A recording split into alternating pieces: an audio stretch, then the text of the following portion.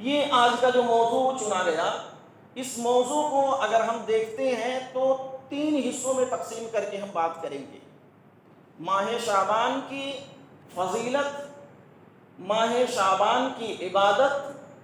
اور پھر ماہ شعبان کی بدعات۔ ان 3 حصوں پر انشاءاللہ ہم بات کرنے کی کوشش کریں گے۔ پہلی چیز یہ ہے کہ فضیلت۔ ایک انسان جب کوئی عمل کرنا چاہتا ہے تو وہ یہ جاننا چاہتا ہے کہ یہ جو عمل میں کرنے جا رہا ہوں اس کی فضیلت کیا ہے۔ اگر میں اس میں وہ چیزیں کروں گا جو اللہ کے نبی صلی اللہ علیہ وسلم نے ہمیں حکم دیا تو اس پر ہمیں فائدے کیا ملنے والے ہیں، اس پر ہمیں اجر و ثواب ملے گا یا نہیں ملے گا۔ فضیلت کے طور پر دیکھتے ہیں تو اس ماہ شعبان میں اگر کوئی چیز ہمیں ملتی ہے تو صرف اور صرف ایک حدیث ملتی ہے، جس حدیث کو اگر ہم دیکھتے ہیں تو اسامہ بن زید رضی اللہ تعالیٰ عنہ خود بیان کرتے ہیں اور کہتے ہیں کہ قلت یا رسول اللہ صلی اللہ علیہ وسلم، کہتے ہیں کہ اے اللہ کے نبی صلی اللہ علیہ وسلم، لم ارک تصوم شہرا من الشہور ما تصوم من شعبان، ہم نہیں دیکھتے ہیں اور مہینوں میں جتنا کہ آپ روزہ رکھتے ہیں اس ماہ شعبان میں۔ اس ماہ شعبان میں آپ جتنا روزہ رکھتے ہیں کسی اور مہینے میں آپ کو اتنا زیادہ روزہ رکھتے ہوئے نہیں دیکھتا ہوں۔ قال، اللہ کے نبی صلی اللہ علیہ وسلم نے فرمایا، ذالک شہر یغفل الناس عنہ بین رجب و رمضان، یہ وہ مہینہ ہے جس سے لوگ غافل رہتے ہیں جو کہ رجب اور رمضان کے درمیان میں آتا ہے۔ رجب اور رمضان کے درمیان میں یہ وہ ایک ایسا مہینہ ہے جس سے اکثر و بیشتر لوگ غافل رہتے ہیں۔ ہوتا یہ ہے کہ ظاہر سی بات ہے کہ اس سے پہلے کا جو مہینہ گزرا ماہ رجب، ہم نے اس میں دیکھا کہ یہ حرمت والے مہینوں میں سے ایک مہینہ ہے۔ اس میں ایک انسان اپنے آپ کو لڑائی جھگڑے سے محفوظ رکھتا ہے، دوسرے گناہوں سے محفوظ رکھتا ہے۔ پھر اسی طرح سے ماہ رمضان جو ہوتا ہے اس میں ایک انسان کی کوشش ہوا کرتی ہے کہ وہ زیادہ سے زیادہ اللہ تبارک و تعالیٰ کی عبادت کرے، زیادہ سے زیادہ قرآن کی تلاوت کرتا ہے، نوافل نماز پڑھتا ہے، دعا کرتا ہے، ذکر و اذکار کرتا ہے۔ تو گویا کہ یہ جو رمضان المبارک کا مقدس مہینہ ہوتا ہے اس کے اندر بھی ایک انسان بہت زیادہ اہتمام کر لیتا ہے۔ لیکن ان دونوں مہینوں کے درمیان یہ جو ماہ شعبان ہے، اس شعبان کو اللہ کے نبی صلی اللہ علیہ وسلم نے کہا کہ اس سے لوگ اکثر بیشتر لوگ غافل رہتے ہیں۔ پھر کیوں اللہ کے نبی صلی اللہ علیہ وسلم نے اس کا جو مقام بتایا، وہ کہا کہ وَهُوَ شَهْرٌ تُرْفَعُ فِيهِ الْأَعْمَالُ إِلَى رَبِّ الْعَالَمِينَ، یہ وہ مہینہ ہے جس مہینے کے اندر ہمارے جو اعمال ہیں اللہ تبارک و تعالیٰ کے یہاں پیش کیے جاتے ہیں۔ فَأُحِبُّ أَن يُرْفَعَ عَمَلِي وَأَنَا صَائِمٌ، اللہ کے نبی صلی اللہ علیہ وسلم کہتے ہیں کہ پس میں یہ پسند کرتا ہوں کہ جب میرے اعمال اللہ تبارک و تعالیٰ کے یہاں پیش کیے جائیں تو میں روزے کی حالت میں رہوں۔ یہ ایک فضیلت ہے اس ماہ شعبان کی، جس حدیث کے اندر اللہ کے نبی صلی اللہ علیہ وسلم نے بیان فرما دیا۔ اب اگر ہم یہ دیکھتے ہیں ہمارے اعمال جو ہیں اللہ تبارک و تعالیٰ کے یہاں کئی طریقے سے پہنچتے ہیں، تقریباً 4 طریقے ہیں، جن 4 طریقوں میں ہمارے اعمال اللہ تبارک و تعالیٰ کے یہاں پیش کیے جاتے ہیں۔ پہلا تو یہ ہے کہ روزانہ ہمارے اعمال پیش کیے جاتے ہیں، نماز فجر اور عصر میں اللہ رب العزت کے یہاں ہمارے اعمال پیش کیے جاتے ہیں روزانہ۔ پھر اسی طرح سے ہفتے کے اندر اللہ رب العزت کے یہاں ہمارے اعمال پیش کیے جاتے ہیں 2 دنوں کے، پیر اور جمعرات کے دن۔ تیسرا جو قسم ہے وہ یہی ہے کہ سال کے اندر بھی ہمارے اعمال پیش کیے جاتے ہیں، اور وہ جو مہینہ ہوتا ہے یہ ماہ شعبان کا ہوتا ہے۔ چوتھا جو ہے وہ ہمارے آخری، یعنی جب ہماری زندگی ختم ہو جاتی ہے تو آخری میں ہمارے مرنے کے بعد پورا کا پورا ہمارا جو نام اعمال ہوتا ہے وہ اللہ رب العزت کے یہاں پیش کیا جاتا ہے۔ تو اب ایسی حالت میں اگر ہم غور کریں تو ایک انسان دنیاوی طور پر جو اپنی زندگی گزار رہا ہے اسے اس بات کا احساس اپنے دل کے اندر پیدا کر لینا چاہیے ہمارے جو اعمال ہیں وہ اللہ تبارک و تعالیٰ کے یہاں پیش کیے جا رہے ہیں. ہماری ان دو کندھوں پر اللہ رب العزت نے فرشتوں کو رکھ دیا ہے. ہم چاہے اچھائیاں کر رہے ہیں تب بھی، اگر ہم برائیاں کر رہے ہیں تب بھی، چاہے وہ ذرے کے برابر ہو تب بھی یا پہاڑوں کے مانند ہو تب بھی، ہر حال میں ہمارے وہ کرتوت یہ فرشتے لکھتے رہتے ہیں. اب اس میں انسان کو یہ دیکھنا ہے کہ ہم اچھائیاں کتنی کر رہے ہیں اور پھر اسی طرح سے ہم برائیوں کی طرف اپنے آپ کو کتنا لے جا رہے ہیں. اگر ہمارے نام اعمال میں اچھائیاں رہیں تو یقیناً ہم کامیاب ہوئے، اور اگر ہمارے نام اعمال میں برائیاں رہیں تو وہ دن دور نہیں کہ جہاں پر ہمارے لیے صرف اور صرف پچھتاوا ہوگا، اور وہاں پچھتانے سے کوئی چیز ہمیں حاصل ہونے والی نہیں ہوگی. تو گویا کہ یہ جو ہمارے اعمال پیش کیے جاتے ہیں، اسی طرح سے اگر دیکھیں گے ایک انسان کی زندگی کا آخری جو مرحلہ ہوتا ہے یہ اگر کامیاب ہو جائے اس کے اندر انسان تو پھر وہ کامیاب ہو جائے گا. اگر ہم ایک حدیث دیکھتے ہیں جس میں اللہ کے نبی صلی اللہ علیہ وسلم نے ارشاد فرمایا انما الاعمال بالخواتیم، اعمال کا جو دار و مدار ہے وہ خاتمے پر ہے. ایک انسان اپنی زندگی کے اندر بہت سارے گناہ کرتا رہا، بہت ساری برائیاں کرتا رہا، بہت ساری ایسی لایانی چیزوں کی طرف اپنی زندگی کھپا دیا جس کو نہیں کرنا چاہیے، لیکن آخری وقت میں اسے اس بات کا احساس ہو گیا کہ ہم سے غلطی ہوئی ہے اور ہم نے بہت بڑی بڑی غلطیاں کر دی ہیں، ہم نے اللہ کی نافرمانی کی ہے، ہم نے نبی صلی اللہ علیہ وسلم کی تعلیمات کو ٹھکرایا ہے. بعد میں اسے اس بات کا احساس ہو جاتا ہے کہ یقیناً ہم سے غلطی ہوئی، اور غلطی ہونے کے بعد اگر وہ اللہ سے توبہ کر لیتا ہے تو اللہ رب العزت اس کی توبہ کو قبول کرتا ہے، اور اس کی جو اس سے پہلے کی جو زندگی ہوتی ہے اس کی ان گناہوں کو اللہ رب العزت معاف کرتا ہے. اسی طرح سے اگر اس کی مثال ہم لیتے ہیں، ایک طالب علم ہوتا ہے. ایک طالب علم گرچہ وہ سال میں پڑھائی کی طرف توجہ نہیں دیتا، پورا سال وہ گھومتا رہتا ہے، لیکن آخری وقت میں جب اس کے امتحان کا وقت آتا ہے تو وہ محنت کرتا ہے، اور محنت کر لیا، وہ اس امتحان میں پاس ہو گیا، تو پھر ہم یہ نہیں کہہ سکتے کہ تم پورا سال گھومے ہو. یہی چیز ہے کہ یہ انما الاعمال بالخواتیم. آپ نے اس سے پہلے جو غلطیاں کی، بہت ساری ایسی مثالیں آپ کو ملیں گی جو صحابہ کرام نے اس سے پہلے غلطیاں کی. اللہ کے نبی صلی اللہ علیہ وسلم نے کہا کہ تم نے اسلام قبول کر لیا ہے، اسلام قبول کرنے کے بعد پہلے کی جو تمہاری غلطیاں تھیں وہ ختم ہوئی، اسے تم بھول جاؤ، اب یہاں سے تم اپنی زندگی کی شروعات کرو، اور یہاں سے دیکھو کہ ہماری زندگی کے اندر کتنی تبدیلی آ رہی. ہم یہ چاہتے ہیں کہ آج اگر ہمارے معاشرے میں کچھ ایسی چیزیں، کچھ ایسی غلطیاں ہوئی جس کو ہم نے کر دیا تو آج ہم اس سے توبہ کر لیں، اور توبہ کرنے کے بعد اس کے آگے کے جو مراحل ہیں اس کو ہم آسانی کے ساتھ گزاریں، اور اللہ تبارک و تعالیٰ کی اطاعت و فرما برداری میں اگر گزارتے ہیں تو یہ زندگی ہماری کامیاب ہوگی. تو گویا کہ ہمارے جو اعمال ہیں وہ پیش کیے جاتے ہیں. اب بات آتی ہے، یہ صرف ایک حدیث ہے جو ماہ شعبان کی فضیلت کے تعلق سے ہمیں ملتی ہے. اب اس کے بعد آتے ہیں ہم دوسرے حصے پر، عبادت. عبادت کے نام پر اگر دیکھی جائے تو اس مہینے کے اندر اگر کوئی چیز ہمیں ملتی ہے تو وہ ہے روزہ. اللہ کے نبی صلی اللہ علیہ وسلم کا جو معمول رہا، اس ماہ شعبان کے اندر صرف اور صرف ایک ہی عبادت ملتی ہے، اور وہ عبادت یہی ہے کہ اللہ کے نبی صلی اللہ علیہ وسلم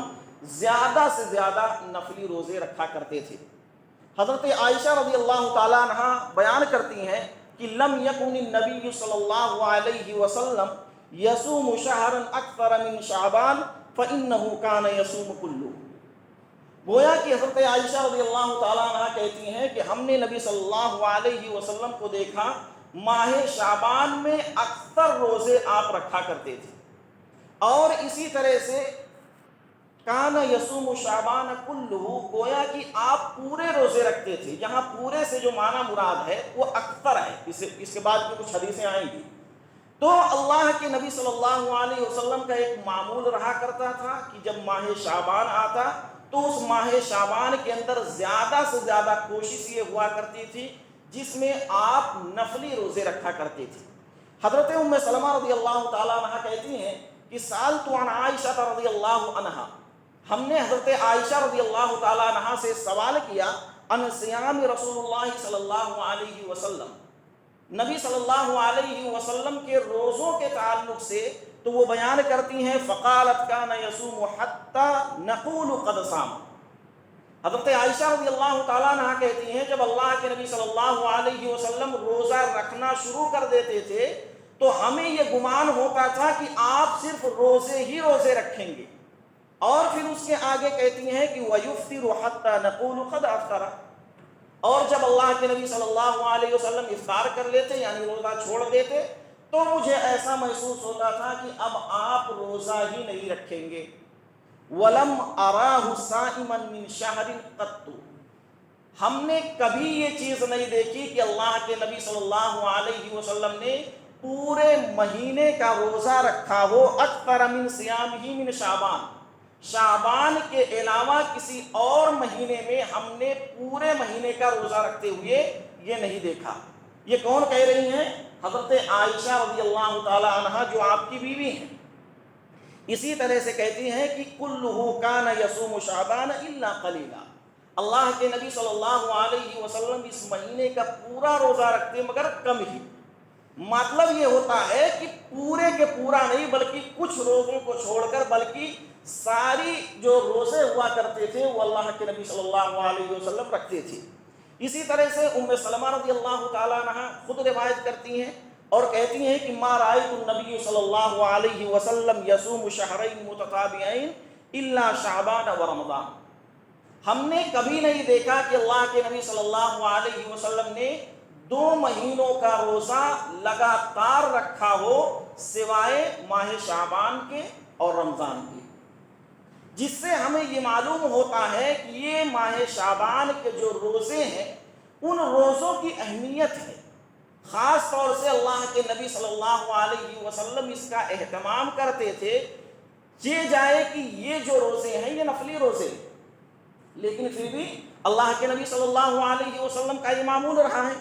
اب یہاں پر ایک مسئلہ یہ آتا ہے کہ چھوٹے ہوئے روزے کی قضا خاص طور سے یہ عورتوں کے تعلق سے ہے۔ عورتوں کے جو روزے ہوتے ہیں ماہ رمضان میں، جو فرض روزے ہوتے ہیں، ان کے کچھ روزے چھوٹ جایا کرتے ہیں۔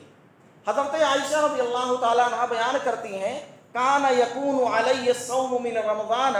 فما استطیع ان اقضی الا فی شعبان، ہمارے روزے رمضان کے جو رہ جایا کرتے تھے میں طاقت نہیں رکھتی تھی اس کو رکھنے کی مگر یہ کہ شعبان میں، یعنی حضرت عائشہ رضی اللہ تعالیٰ عنہ کا یہ قول ہے، وہ کہہ رہی ہیں کہ میرے جو رمضان کے روزے رہ جاتے تھے اس کو میں شعبان سے پہلے نہیں رکھ پاتی تھی، وہ اس لیے شعبان میں رکھتی تھی کہ اللہ کے نبی صلی اللہ علیہ وسلم زیادہ سے زیادہ روزہ شعبان میں رکھتے تھے اور آپ کے ساتھ ساتھ میں بھی روزہ رکھ لیتی تھی۔ تو ابھی وقت ہے ان عورتوں کے لیے جن کے روزے جو ہیں رمضان کے چھوٹے ہوئے، یا پھر اسی طرح سے بعض دفعہ ایسا ہوتا ہے کہ مردوں کی بھی روزے چھوٹ جاتے ہیں پچھلے رمضان کے، جیسے ایک انسان سفر میں رہا اور ابھی تک وہ نہیں رکھ سکا، یا اسی طرح سے اس وقت کے لیے وقتی طور پر وہ بیمار تھا، دائمی بیمار نہیں، لیکن اس وقت بھی اس کے روزے چھوٹے اور ابھی تک نہیں رکھ سکا، تو وہ ماہ شعبان کے اندر وہ روزوں کو مکمل کر لے۔ لیکن ایک چیز یہاں پر دیکھیں کہ نصف شعبان کے بعد، آدھا شعبان یعنی 15 شعبان بیت جانے کے بعد روزہ رکھنے سے اللہ کے نبی صلی اللہ علیہ وسلم نے منع فرمایا ہے، اور اللہ کے نبی نے کہا کہ اذا بقی نصف من شعبان فلا تصوموا، جب آدھا شعبان باقی بچے تو تم لوگ روزہ مت رکھو۔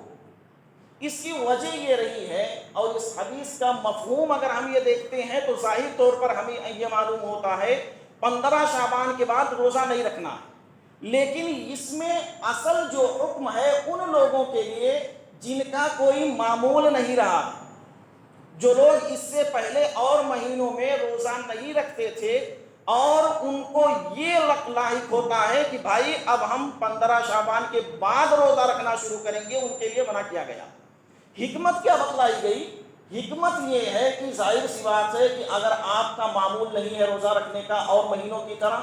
آپ شعبان میں 15 شعبان کے بعد روزہ رکھنا شروع کر دیجئے، اور 15 دن جو آپ نے روزہ رکھا گویا کہ آپ کمزور ہو گئے اور آپ طاقت نہیں رکھ سکتے کہ اس کے بعد جو فرض روزے رمضان میں آنے والے ہیں وہ رمضان کے روزے رکھ سکیں، تو اس لیے منع کیا گیا کہ 15 شعبان کے بعد روزے نہ رکھو۔ لیکن اس سے وہ لوگ الگ ہیں جن کا ایک معمول ہے۔ بہت سارے لوگ ہوتے ہیں جو ایک معمول بنائے ہوتے ہیں کہ وہ ہر مہینے میں کچھ نہ کچھ روزے رکھتے رہتے ہیں، تو اب اگر ان کا معمول ہے تو وہ لوگ اس چیز سے بالکل بھی الگ ہیں، وہ 15 شعبان کے بعد بھی روزہ رکھ سکتے ہیں۔ اسی طرح سے پورا شعبان کا بھی روزہ رکھنا، ایک انسان کہتے ہیں نا کہ جب جذبات میں آتا ہے تو وہ یہ سمجھتا ہے کہ چلو آج ہی ہم سب کچھ کر لیتے ہیں، لیکن پورے مکمل شعبان کا روزہ رکھنا بھی منع ہے۔ اللہ کے نبی صلی اللہ علیہ وسلم فرماتے ہیں، حضرت عائشہ رضی اللہ تعالیٰ عنہ کی روایت ہے، کہتی ہیں کہ لا اعلم نبی اللہ صلی اللہ علیہ وسلم قرأ القرآن کلہ فی لیلہ، مجھے اس بات کی خبر نہیں، مجھے یہ بات نہیں معلوم کہ اللہ کے نبی صلی اللہ علیہ وسلم نے ایک رات کے اندر مکمل قرآن کو ختم کر دیا۔ آج اگر دیکھیں تو بہت سارے لوگ اپنے بڑے بڑے لوگوں کے نام گناتے ہیں کہ فلاں صاحب تھے جو کہ ایک رات کے اندر 40 بار قرآن ختم کر دیتے تھے، اور وہ قصے کہانیاں گڑھ کر سناتے ہیں، اور آج ہم اور آپ ہیں قصوں کے بہت شوقین ہیں، ہمیں قصے سنائے جائیں کیسی بھی چیزیں ہوں، چاہے وہ من گھڑت ہو، گڑھے گئے ہوں، بس قصے سنا دیجئے، ہمیں خوش ہو گئے، ہمارے کان خوش ہو گئے اور ہم یہ سمجھ لیے کہ بہت اچھا سنائے، مزہ آ گیا۔ تو یہ بیان کیا جاتا ہے کہ ہمارے فلاں صاحب تھے جنہوں نے ایک رات کے اندر 40 بار قرآن کو ختم کیا۔ یہاں اللہ کے نبی صلی اللہ علیہ وسلم کے بارے میں آتا ہے کہ آپ نے کبھی بھی پورے قرآن کو ایک رات کے اندر ختم نہیں کیا، اور اسی طرح سے اللہ کے نبی صلی اللہ علیہ وسلم کا جو معمول رہا کہ وَلَا قَامَ لَيْلَةً حَتَّى الصَّبَاحِ، اللہ کے نبی صلی اللہ علیہ وسلم نے پوری رات کبھی بھی عبادت نہیں کی۔ مثال کے طور پر عشاء کے بعد سے لے کر فجر تک آپ پوری رات عبادت نہیں کرتے تھے۔ آپ صلی اللہ علیہ وسلم کا ایک معمول رہا۔ آپ جیسے کہ اگر دیکھیں گے دوسری حدیث کے اندر بہت مشہور ہے کہ اس کو صحابہ کرام اللہ کے نبی صلی اللہ علیہ وسلم کی عبادتوں کے بارے میں جب سوال کیا تو جب جانا تو کہا کہ اب میں ایسا کروں گا، شادی ہی نہیں کروں گا۔ ان میں سے ایک صحابی رسول نے کہا کہ اب میں تو صرف اور صرف قیام ہی کروں گا، روزے ہی رکھوں گا۔ تو یہ جذبات میں آنے کا نام نہیں۔ اللہ کے نبی صلی اللہ علیہ وسلم نے کہا کہ دیکھو میں قیام بھی کرتا ہوں، میں سوتا بھی ہوں، میرے پاس بیوی بچے بھی ہیں، میں ان کے بھی حقوق ادا کرتا ہوں، میں روزہ بھی رکھتا ہوں تو روزہ چھوڑتا بھی ہوں۔ اس کا یہ مطلب نہیں ہوتا کہ آپ ان ساری چیزوں سے اپنے بیوی بچوں سے الگ ہو کر صرف اور صرف نمازیں پڑھنا شروع کر دیجئے اور آپ اپنے آپ کو متقی بتلانا شروع کر دیجئے، بلکہ تقویٰ یہ نہیں۔ تقویٰ تو یہ ہے کہ ایک انسان اپنے سارے جو ان کے ماتحت میں زندگی گزار رہے ان کے حقوق کو بھی ادا کرے اور اس کے ساتھ ساتھ اللہ تبارک و تعالیٰ کی عبادت بھی کرے۔ تو گویا کہ پورے رات اللہ کے نبی صلی اللہ علیہ وسلم نے کبھی بھی عبادت نہیں کیا۔ وَلَا صَامَ شَهْرًا قَطُّ كَامِلًا غَيْرَ رَمَضَانَ، اور اللہ کے نبی صلی اللہ علیہ وسلم نے رمضان کے علاوہ کسی بھی مہینے کا پورا روزہ نہیں رکھا۔ تو اس میں یہ ماہ شعبان بھی آ گیا۔ شعبان میں ہم پورا مکمل روزہ نہیں رکھ سکتے، الا یہ کہ کچھ روزے ضرور رکھے جائیں۔ اسی طرح سے آخری دن کے روزے، ماہ شعبان کے آخری یا ایک دن پہلے کے، یعنی یوں کہہ لیا جائے 28 یا 29 یا 30 کے 2 روزے، وہ اس لحاظ سے اس خیال سے رکھے جائیں کہ جس میں رمضان کا استقبال ہو۔ بہت سارے لوگ کہتے ہیں کہ اب رمضان آنے والا ہے نا، 1 دن 2 دن بعد رمضان آ جائے گا تو ہم اس کے استقبال میں روزے رکھتے ہیں، جبکہ حدیث میں دیکھتے ہیں تو اللہ کے نبی صلی اللہ علیہ وسلم نے ہمیں منع کیا ہے کہ تم 1 یا 2 دن پہلے روزے مت رکھو۔ اگر حدیث دیکھتے ہیں تو کیا کہا؟ لا يتقدمن احدكم رمضان بصوم يوم او يومين، تم میں سے کوئی بطور استقبال کے 1 یا 2 دن پہلے روزہ نہ رکھے شعبان کے۔ شعبان میں ایک یا 2 دن جب بچے تو اس وقت روزہ نہ رکھا جائے، لیکن یہاں پر پھر اللہ کے نبی صلی اللہ علیہ وسلم نے اجازت دی الا ان یکون رجل کان یصوم صومه فلیصوم ذلک اليوم، مگر وہ شخص جس کا معمول ہے وہ اپنے اس معمول کے مطابق روزہ رکھے۔ جیسے مثال کے طور پر ہم لیتے ہیں، ایک شخص ایسا ہے جو ہر ہفتے پیر اور جمعرات کے دن روزہ رکھ رہا ہے۔ اب ایسا ہوا کہ وہ پیر یا جمعرات جو ہے آخری دن کو پڑھ رہا ہے، یعنی 28 یا 29 کو پیر یا جمعرات پڑھ رہا ہے، اور اس شخص کا جو معمول تھا کہ وہ ہر پیر اور جمعرات کو روزہ رکھتا تھا، تو وہ اس حدیث پر عمل نہیں کرے گا بلکہ اس چیز کو وہ کنٹینیو کرے گا، کیونکہ اس کا وہ پہلے سے معمول ہے۔ اور یہاں پر صرف اس لیے منع کیا گیا ہے کہ ایک انسان پہلے نہیں رکھتا تھا، صرف 2 دن استقبال کے طور پر رکھ رہا ہے، تو اس پر ہمیں منع کیا گیا ہے۔ یہاں سے اب ہماری جو دوسری قسط تھی وہ مکمل ہوئی۔ تیسری جو چیز ہم جیسا کہ شروع میں بتا چکے، بدعات۔ اس مہینے میں بھی بہت ساری بدعتیں رسم و رواج کے نام پر ہم مسلمانوں کے اندر پائی جاتی ہیں۔ ہم یہ نہیں کہتے کہ یہاں پر ہی پائی جاتی ہیں، جہاں پر بھی پائی جاتی ہیں یا جن کے اندر بھی پائی جاتی ہیں ان سے ہم یہی کہیں گے، اور میری گزارش یہی رہے گی کہ آپ اس طرف آؤ جس طرف صحابہ کرام تھے، آپ ان چیزوں پر عمل کرو جن چیزوں پر صحابہ کرام عمل کیا کرتے تھے۔ اگر صحابہ کرام سے وہ چیزیں ثابت ہیں تو بالکل آپ کرو، کھلے عام کرو، ہم بھی وہ کرنے کے لیے تیار ہیں، لیکن اگر وہ چیزیں ثابت نہیں ہیں تو آپ اپنی طور پر کتنی بھی من گھڑت باتیں پیش کرتے رہیے، وہ قابل قبول نہیں ہوں گی، اس پر عمل نہیں کیا جائے گا۔ تو اس میں بدعات کے طور پر دیکھا جائے تو ایک سب سے بڑی بدعت جو ہمیں دیکھنے میں ملتی ہے، جس کو ہم نام دیتے ہیں شب برات، اور یہ شب برات جو ہے یہ 15ویں شعبان کو بڑے ہی زور و شور سے منائی جاتی ہے، اور یہ ایک دلیل اس میں پیش کی جاتی ہے جو کہ بالکل من گھڑت ہے، موضوع روایت ہے، جس کو لوگ بڑی ہی تیزی کے ساتھ وائرل کرتے ہیں، اور اس میں یہ بتانے کی کوشش کی جاتی ہے کہ دیکھیے یہ بھی تو حدیث ہے۔ حدیث کیا بیان کرتے ہیں؟ کہتے ہیں کہ اذا کانت لیلۃ النصف من شعبان فقوموا لیلها وصوموا نہارها، یعنی جب تم میں سے کوئی ماہ شعبان کی 15 تاریخ پائے، یعنی نصف شعبان کی رات اگر کوئی پائے تو اس کے رات کے اندر قیام کرے اور دن کے اندر روزہ رکھے۔ یہ جو روایت بیان کی جاتی ہے،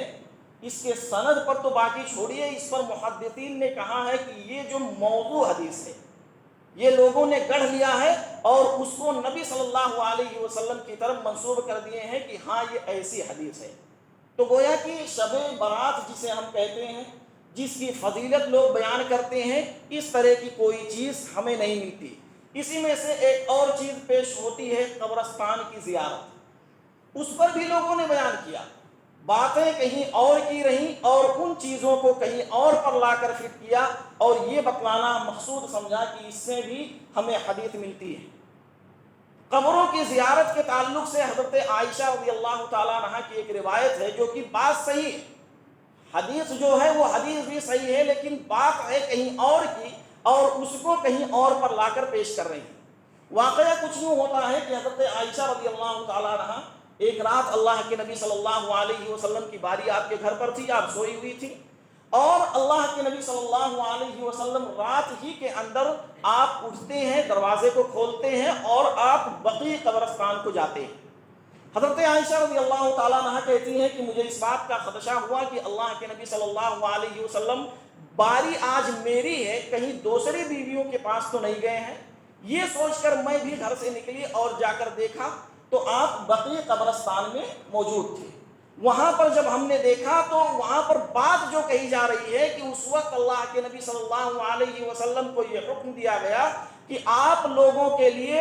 دعا کریے، استغفار کریے، اور اس رات میں اللہ تبارک و تعالیٰ بنو کلب کی بکریوں کے بال کی تعداد سے بھی زیادہ اللہ رب العزت لوگوں کی مغفرت فرمائے گا۔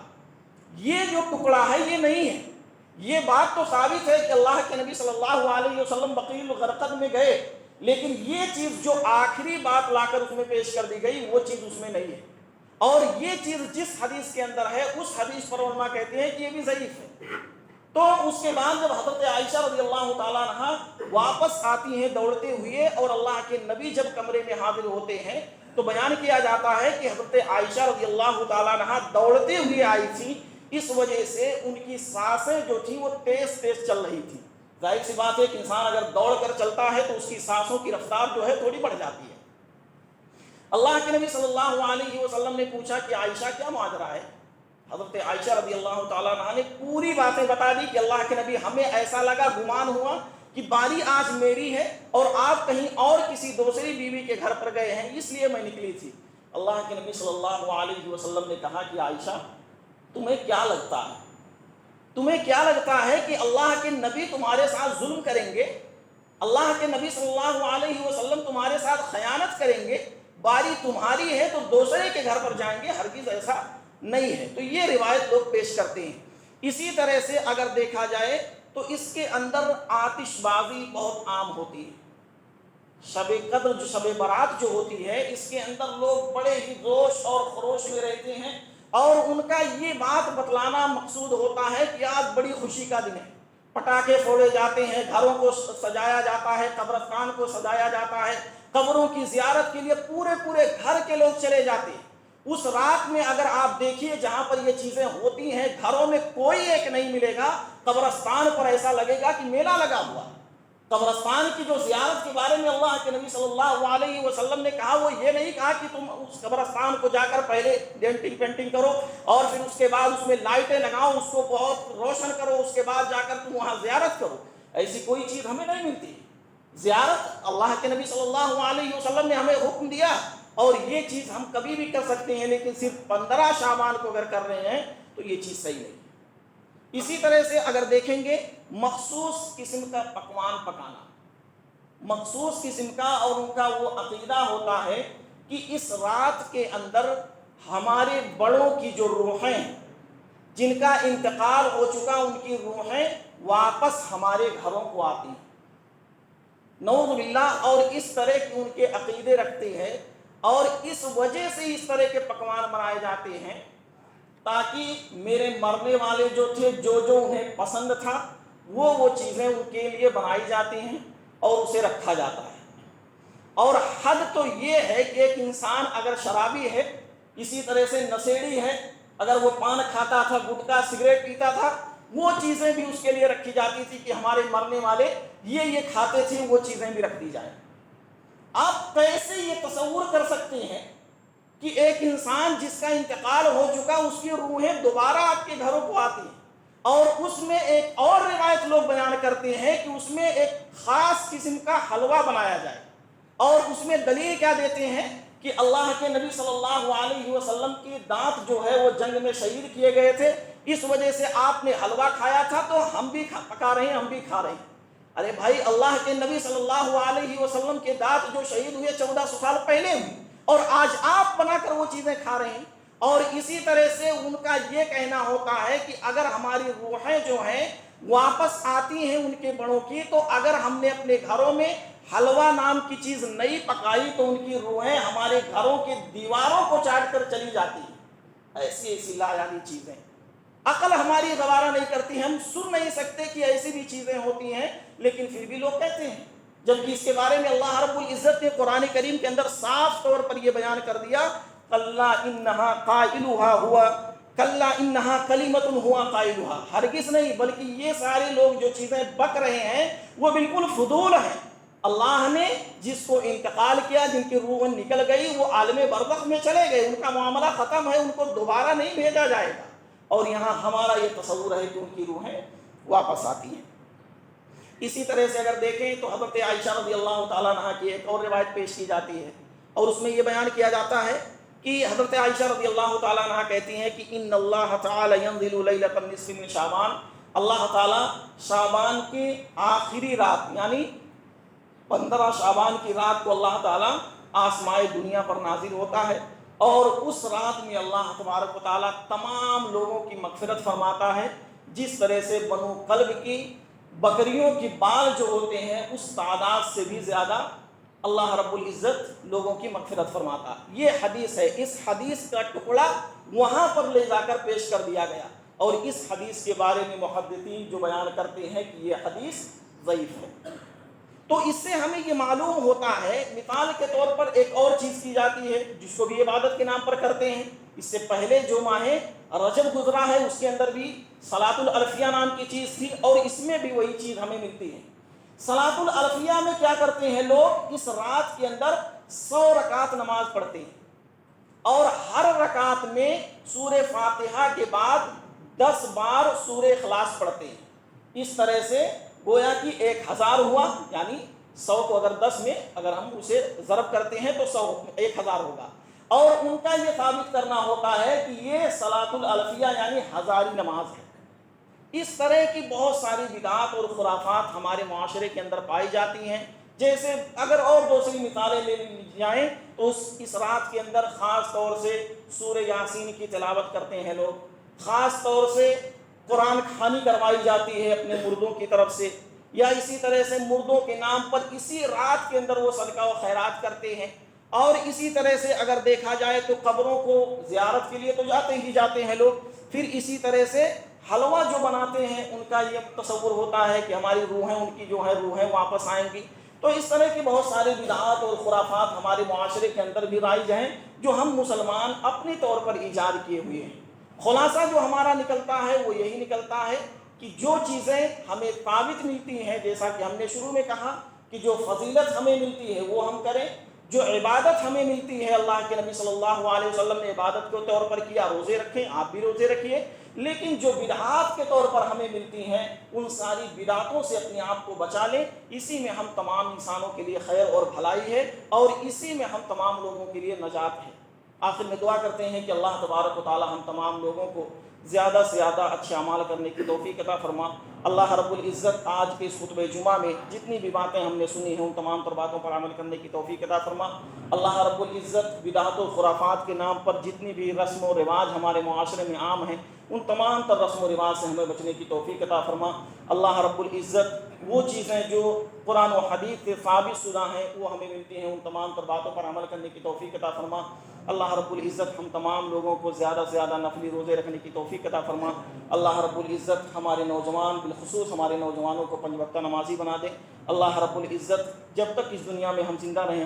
ہماری جو زندگی رہے اللہ تیری فرما برداری میں گزرے۔ اللہ رب العزت ہمارے وہ احباب جن کا انتقال ہو چکا اللہ ان کے قبر کو نور سے بھر دے۔ اللہ رب العزت وہ مسلمان بھائی جو پریشان ہوں ان کی پریشانیوں کو دور فرما۔ اللہ تبارک و تعالیٰ وہ جہاں بھی ہیں جس حال میں ہیں انہیں خوشیاں نصیب عطا فرما۔ اللہ رب العزت تو ہماری مسجد و مدارس کی حفاظت فرما۔ اللہ رب العزت تو اپنے گھروں کی حفاظت فرما۔ اللہ تبارک و تعالیٰ تیری اس گھر کے اندر بیٹھ کر ہم جو بھی جائز خواہشات رکھتے ہیں اللہ تبارک و تعالیٰ ان خواہشات کو پوری فرما۔ اللہ تبارک و تعالیٰ جب تک زندہ رہیں ایمان و اسلام پر زندہ رہیں، اور ہمارا خاتمہ ہو تو خاتمہ بالخیر ہو۔ آمین۔ وآخر دعوانا الحمدللہ رب العالمین۔